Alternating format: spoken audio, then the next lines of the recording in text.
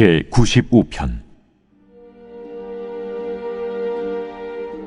오라, 우리가 여호와께 노래하며 우리의 구원의 반석을 향하여 즐거이 외치자. 우리가 감사함으로 그 앞에 나아가며 시를 지어 즐거이 그를 노래하자. 여호와는 크신 하나님이시오 모든 신들보다 크신 왕이시기 때문이로다. 땅의 깊은 곳이 그의 손안에 있으며 산들의 높은 곳도 그의 것이로다. 바다도 그의 것이라 그가 만드셨고 육지도 그의 손이 지으셨도다. 오라, 우리가 굽혀 경배하며 우리를 지으신 여호와 앞에 무릎을 꿇자. 그는 우리의 하나님이시오 우리는 그가 기르시는 백성이며 그의 손이 돌보시는 양이기 때문이라. 너희가 오늘 그의 음성을 듣거든 너희는 무리바에서와 같이 또 광야의 마사에서 지냈던 날과 같이 너희 마음을 완악하게 하지 말지어다. 그때에 너희 조상들이 내가 행한 일을 보고서도 나를 시험하고 조사하였도다. 내가 40년 동안 그 세대로 말미암아 근심하여 이르기를 그들은 마음이 미혹된 백성이라 내 길을 알지 못한다 하였도다. 그러므로 내가 노하여 맹세하기를 그들은 내 안식에 들어오지 못하리라 하였도다.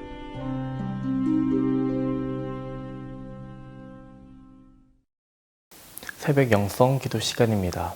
오늘은 시편 95편을 살펴보겠습니다. 시편 95편은 크게 세 부분으로 나누어집니다. 먼저 1절과 2절입니다. 여호와께 올리는 환희의 찬양으로 하나님께 찬양을 올리자라고 초대하는 내용을 다루고 있습니다.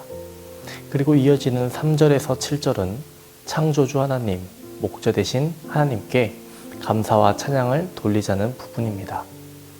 마지막 8절에서 11절은 과거 광야 시대의 이스라엘 백성들이 여호와 하나님께 합당한 감사를 돌리지 않고 오히려 불신하고 불평함으로써 멸망했다는 사실을 전하며 역사를 통해 교훈을 주고 있는 부분으로 되어 있습니다. 우리는 시인이 고백한 것처럼 크신 하나님, 모든 신들보다 크신 왕, 창조주 하나님을 찬양해야 합니다.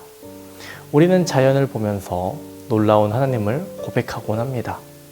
우리는 여행을 다니면서 산이나 바다를 통해서 감탄하고 위대하신 창조주를 찬송하며 하나님의 작품이라고 찬양을 합니다.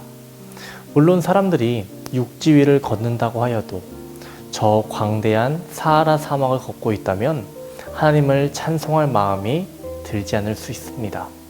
하지만 땅은 하나님의 선하심으로 충만해서 사람과 짐승을 위해 먹을 것을 낼 뿐 아니라 사랑스럽고 향기로운 꽃들도 우리에게 보여줍니다. 우리가 숲이나 들, 산이나 평야, 그리고 강과 바다를 보면서 하나님을 찬양하게 됩니다.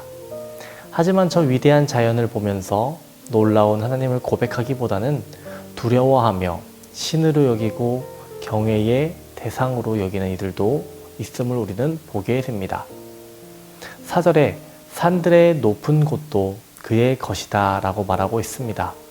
이 부분을 원어적으로 본다면 높고 험준한 산을 가리킵니다. 그런데 고대 세계에서는 높고 험준한 산 그 자체를 신으로 숭배하였습니다. 높은 산의 위험 앞에서 사람들은 두려움을 지니게 되었고 그로 인해 자연물에 불과한 산을 신으로 섬겼던 것입니다. 더욱 고대인들은 만년설이 있는 산, 즉 사시사철, 봉우리가 하얀 눈으로 덮여 있을 정도로 높은 산을 인간의 영역과는 본질적으로 다른 신들의 영역으로 간주하였습니다. 그러나 시인은 인간들의 이러한 잘못된 인식을 깨트리면서 제 아무리 높고 험준한 산이라 해도 그 자체가 숭배의 대상으로 될 수 없음을, 그것은 결국 하나님의 창조하신 창조물임을 말하고 있습니다. 또한 5절에서는 바다를 만드신 분도 하나님임을 말하고 있습니다. 바다도 그의 것이라 그가 만드셨고 이렇게 선포하고 있죠. 고대 세계에서 바다가 나타내는 개념은 특별한 것이었습니다. 바다는 인간에게 공포의 대상이었습니다. 바다는 혼돈의 신으로 여겨지기도 하였습니다. 바다를 항해하였던 우리의 선조들은 바다가 위험하였기 때문에 바다를 모든 것을 삼키는 괴물로 여기고 무척 두려워했습니다. 그들에게 바다는 우울한 곳, 끊임없는 슬픔과 갑작스러운 죽음이 있는 곳이었습니다. 그래서 그들은 바다를 생각하며 치를 떨었습니다. 큰 바다는 이교도들이 말해왔듯이 바다의 신 넵튠의 것이 아닙니다. 바다의 신 넵튠이 존재한다고 생각하는 것은 망상일 뿐입니다.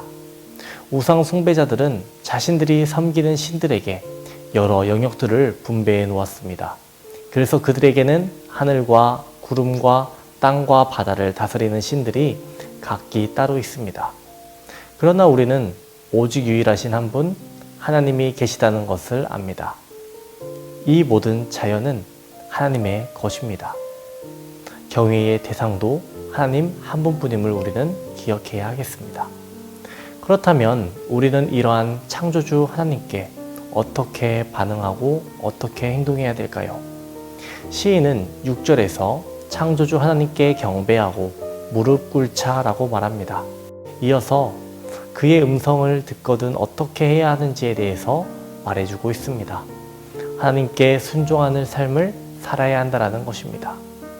이스라엘은 하나님의 음성을 들을 때 양처럼 온전히 순종해야 한다는 것입니다. 그렇다면 어떤 사람이 하나님께 순종할 수 있을까요? 보네포 목사님은 사랑하는 사람이 순종할 수 있고 순종하는 사람만이 믿을 수가 있다라고 말했습니다. 8절을 보시면 두 가지 사건이 언급됩니다. 무리바 사건과 마사 사건이죠. 이스라엘 백성들이 왜 하나님을 시험하고 조사했을까요? 이스라엘 백성들이 광야에서 끊임없이 불평하고 불만을 가지고 마음을 완악하게 하며 살아갔던 것은 왜일까요? 하나님을 사랑하지 않았기 때문입니다. 그저 기적을 보았고 그들의 배만 불렸기 때문입니다. 그들은 하나님을 사랑하지 않았기 때문입니다.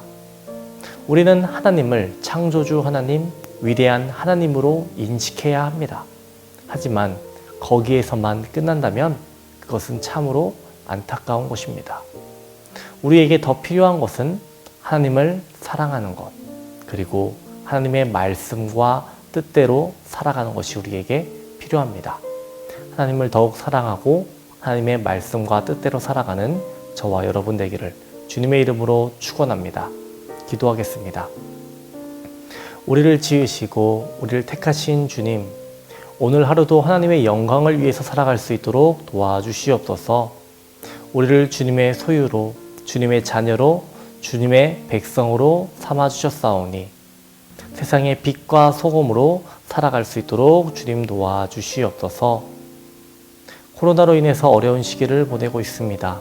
코로나가 속히 종식되게 하여 주시옵시고 온 성도들이 함께 모여 예배하고 찬양하고 기도할 수 있도록 주님 은혜를 허락하여 주시옵소서. 이규배 권사님, 박재순 권사님, 오유미 성도, 박서연 청년, 주님 붙잡아 주셔서 항암 치료 끝날 때까지 용기를 잃지 않게 하여 주시옵시고 주님 힘과 능력을 더하여 주시옵소서. 공황장애로, 불면증으로, 우울증으로 고통받는 모든 성도들 하나님 안수하여 주시옵시고 모든 질병에서 깨끗이 나을 수 있도록 주님 도와주시옵소서. 담임 목사님의 사역을 위해 기도합니다. 하나님 함께하여 주시옵시고 강건하게 하여 주시옵시고 계획하시고 준비하시는 모든 사역이 하나님께 영광될 수 있도록 주님 도와주시옵소서. 다음 세대에 붙잡아 주시옵소서. 주님의 어린 자녀들 말씀으로 양육되게 하여 주시옵시고 말씀 위에 굳게 설 수 있도록 그리스도 반석 위에 설 수 있도록 주여 도와주시옵소서. 우리 일산신강교회를 이끌어 나갈 수 있는 귀한 기둥들 될 수 있도록 주님 도와주시옵소서. 우리 자녀들의 발걸음을 주님 인도하실 줄 믿습니다. 오늘 하루도 주님 함께하여 주시옵소서. 감사드리며 예수님 이름으로 기도합니다. 아멘.